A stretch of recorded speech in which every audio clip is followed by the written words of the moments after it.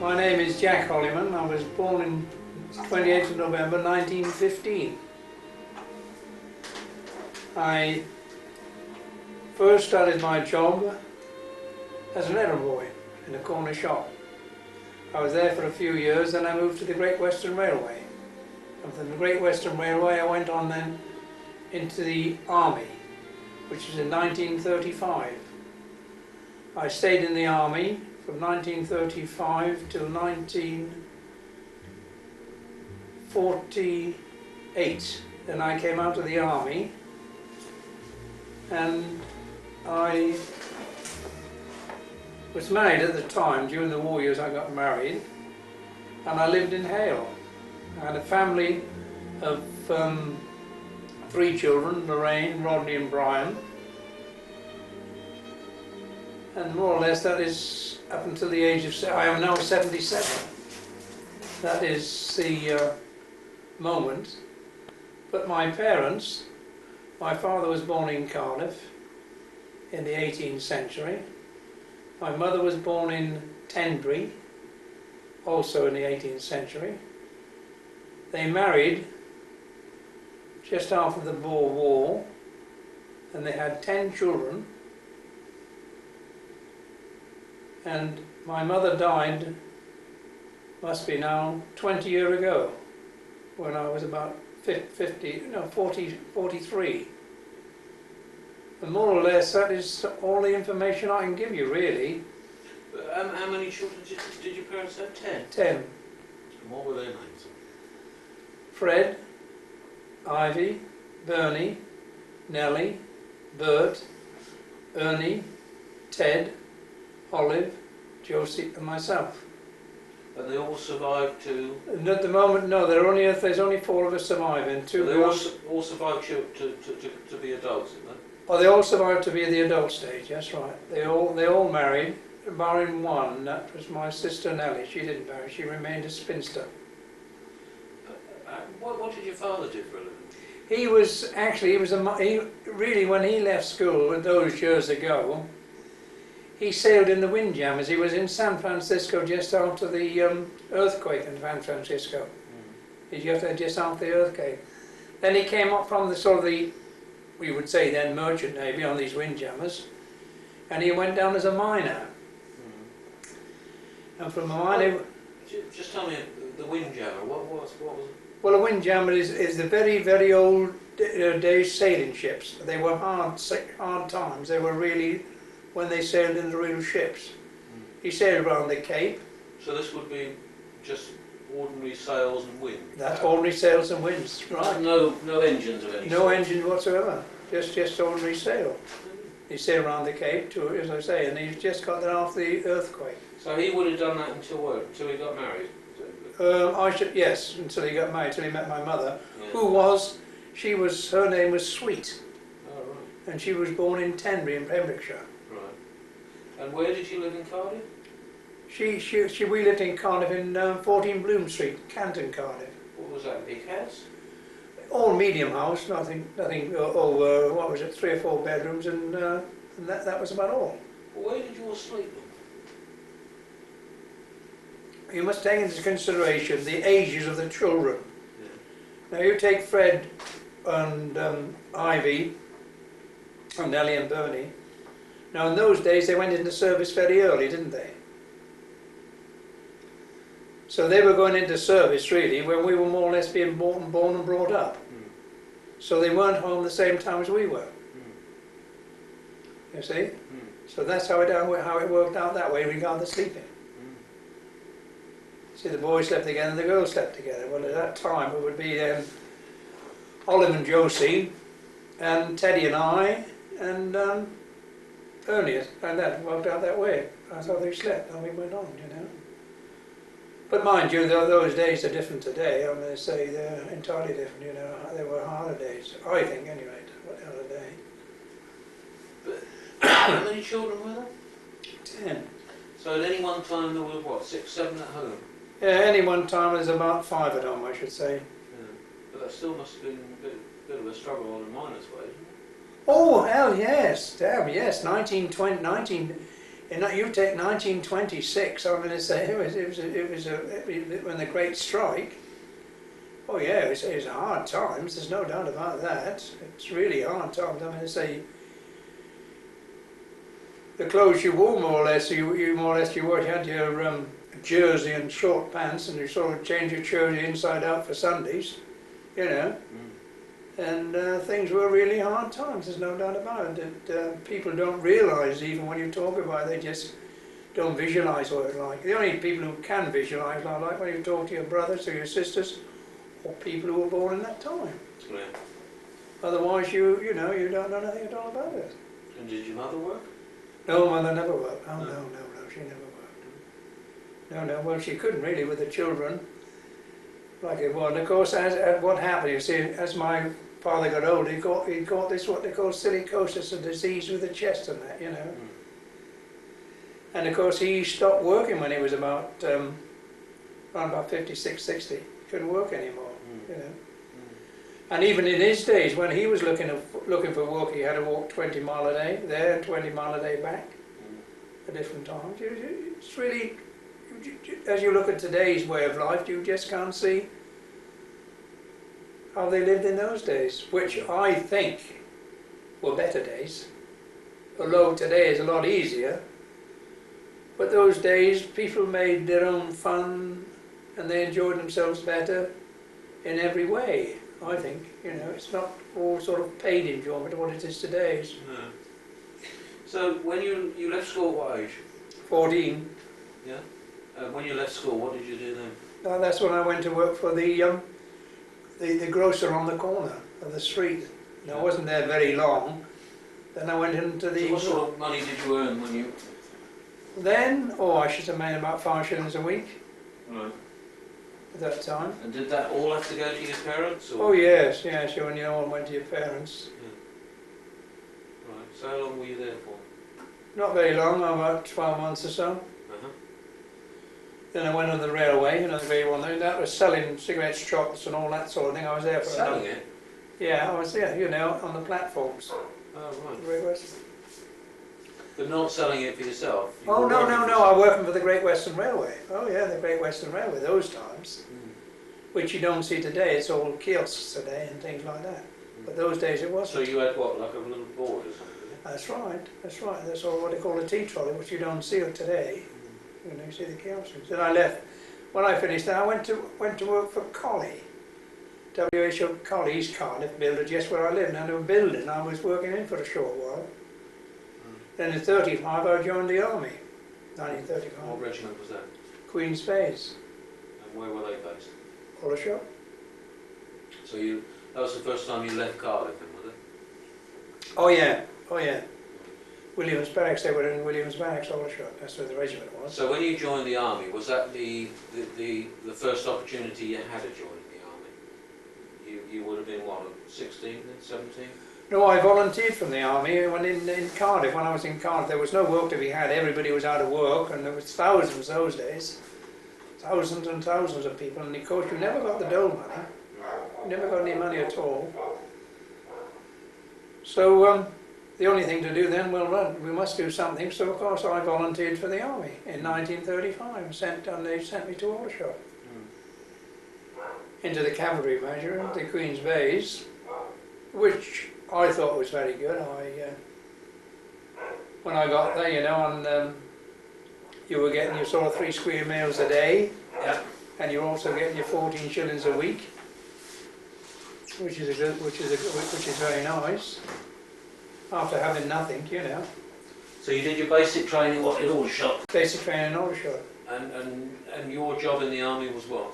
I was with the regiment for a short while, and then of course they wanted a chap to go and work for Brigadier Norris. So I'd gone there once to relieve somebody or something, so Norris, the Brigadier, asked for me back. So I went there, and of course when I worked for Brigadier Norris I lived out. I didn't live in the barracks. So of course it was during that time when I was working for Norris that I met my wife. You see? So the regiment sent for me, the regiment wanted me back. The RSM sent for me and he said, we want you back, Holly, we want you to go on a course This was just more or less before the outbreak of war.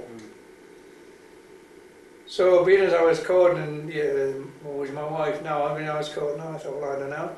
So not seeing Norris, he said, oh no, he said, you stay here. But sometimes I think if I'd have gone back with the regiment, of course I know the regiment went to France and a lot of them were killed, a lot of my friends I knew were killed. But I think had I gone back, I think I would have made the grade of, of being promotion. There was promotion there for me. If I'd gone back to the regiment, I would have gone on a course. We were cavalry at the time, but if I'd have gone on a course, tank course and all that, I'd have gone so far up the ladder like 2 stripes and what have you, But I stayed with Norris, and we went to York, Liverpool, and we moved about the country. Then they took us over to Egypt, and we were HQ for the 1st Armoured Brigade. Well, HQ, they moved with HQ and it's an Armoured Brigade, where we were in the echelons. Well, echelons are people who bring up the different armaments and things in the back, Yeah. So we went to Egypt and we were there a short while, and they shipped us to Greece. So we all went across to Greece, but of course we went there, and of course we weren't there more than about 6 months, and I was a prisoner of war. Taken a prisoner of war, taken a prisoner of war. And so who were you taking? Who captured you? The Germans? The Germans captured us, oh yes, but we weren't captured by the Germans, we were captured by the Greeks. Because they said, when they caught us, they said, we're sorry, but we got to turn you over to the Germans. So we thought, well, why is this then? So we thought, is this more peculiar? But they said, well, if we don't turn you over, they threatened to bomb all the villages and all things like that, So there's nothing we can do about it. So anyway, they turned us over to the Germans, and then that was it.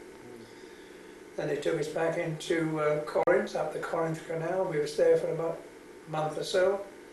Then they moved us into Marburg in Yugoslavia. And then we was a few years in the prison camp then, and of course they moved us out to working parties.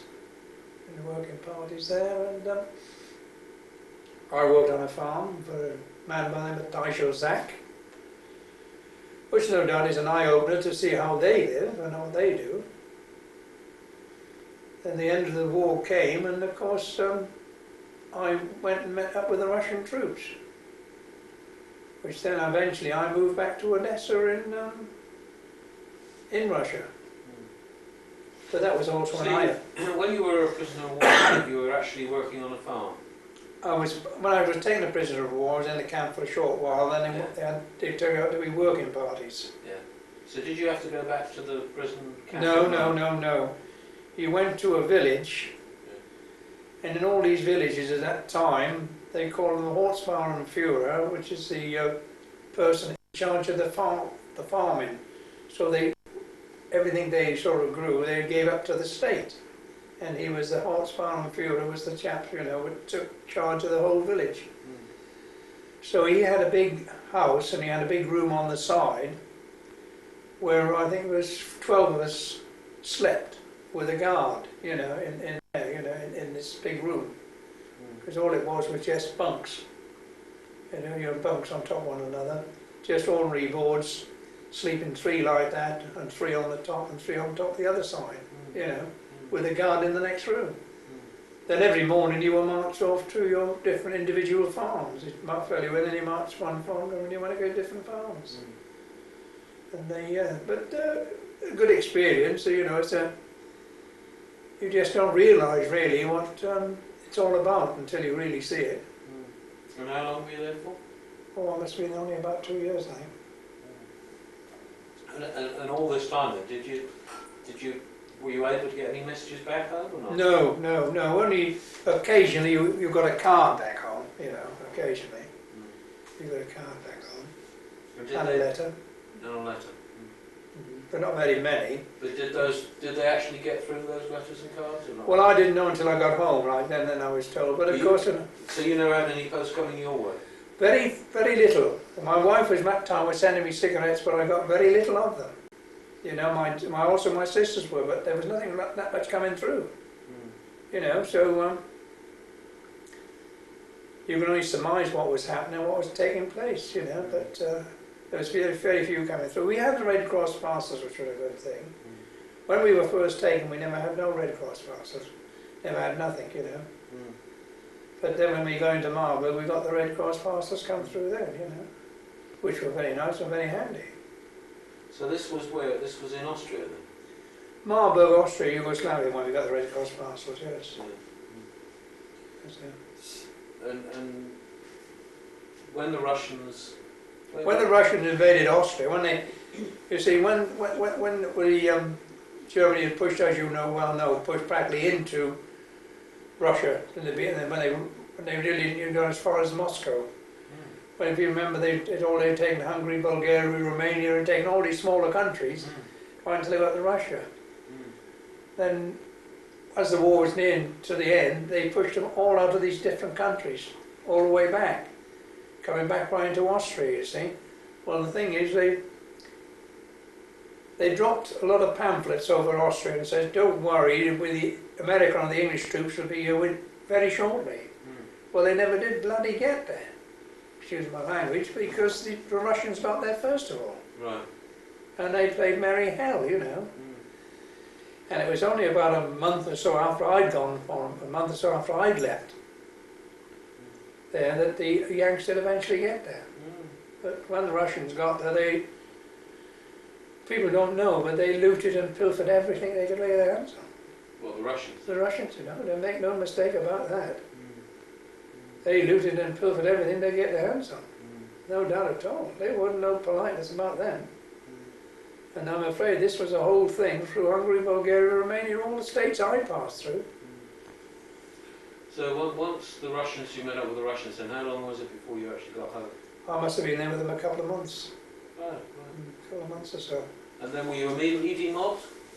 No, I was come back. I got a boat down on Odessa, went in calling in Italy on the way back, and we went, I don't know where it was, Newbury or something like that, to a what you call it, camp, where they kept you for a certain while before they released you. They had a name for these camps, I can't think. I can't think of the name of the camp, but rehabilitation or something like that it was, you know, sort of get you used to it sort of thing, you know. Well, it's all very nice, you know. And, so then you were demobbed? Then I was demobbed, actually.